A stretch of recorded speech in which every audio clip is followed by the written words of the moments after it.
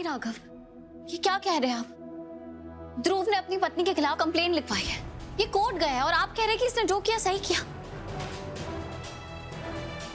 ध्रुव, तूने बिल्कुल सही नहीं किया।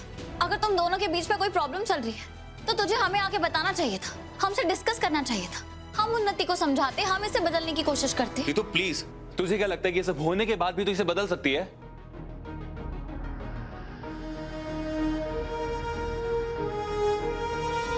नहीं, जहर में जितनी भी चीनी डालो, जहर जहर ही रहता है। और जब इसका भाई से नहीं बदल पाया तो मैं और तू कौन होते हैं? और तू तो रहने ही दे, तुझे तो ये इस परिवार का हिस्सा तक नहीं मानती है और ये तो कोई मौका नहीं छोड़ती है तुझे जलील करने में, तुझे बेइज्जत करने में। और तुझे लगता है कि तुझे गलत रास्ते से निकाल के सही रास्ते पर ला सकती है। तो कौन से भ्रम में है? ध्रुव सही कह रहा है रीत। ध्रुव ने जो कुछ भी किया वो अपने नाम, अपने काम और अपनी इज्जत को बचाने के लिए किया।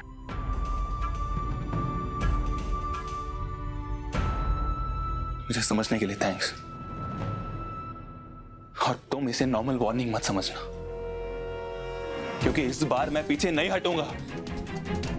मुझे जो करना पड़े मैं करूंगा, समझे तुम?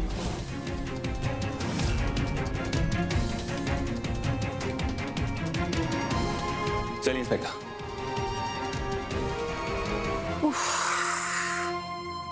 हे माता रानी, बेटा मुझे लगता है अब समय आ गया है। अब हमें वकील से बात करनी चाहिए उन्नति और ध्रुव के तलाक के लिए, वरना ये दोनों एक दूसरे की जिंदगी बर्बाद करके ही थमेंगे। हाउ डेयर यू बुआ जी!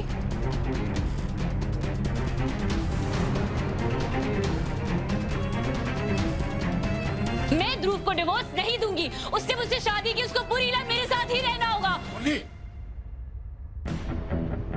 बुआ जी से तमीज से बात करना। पर बुआ जी जो कुछ भी कह रही हैं वो वही कह रही हैं जो पूरा परिवार इतने वक्त से सोच रहे हैं। आपने सही कहा भैया, इधर प्रॉब्लम बुआ जी नहीं है, प्रॉब्लम है ये। इन्हीं की वजह से ये सब कुछ है। इन्होंने ध्रुव को मेरे खिलाफ भड़काया, नहीं तो मेरा ध्रुव कभी ऐसा नहीं करेगा। आपने स्टॉप इट उर्वी।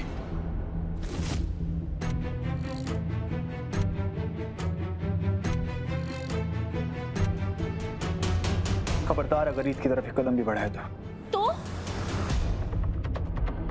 तो मैं ऐसा कुछ कर बैठूंगा कि तू सोच भी नहीं सकती।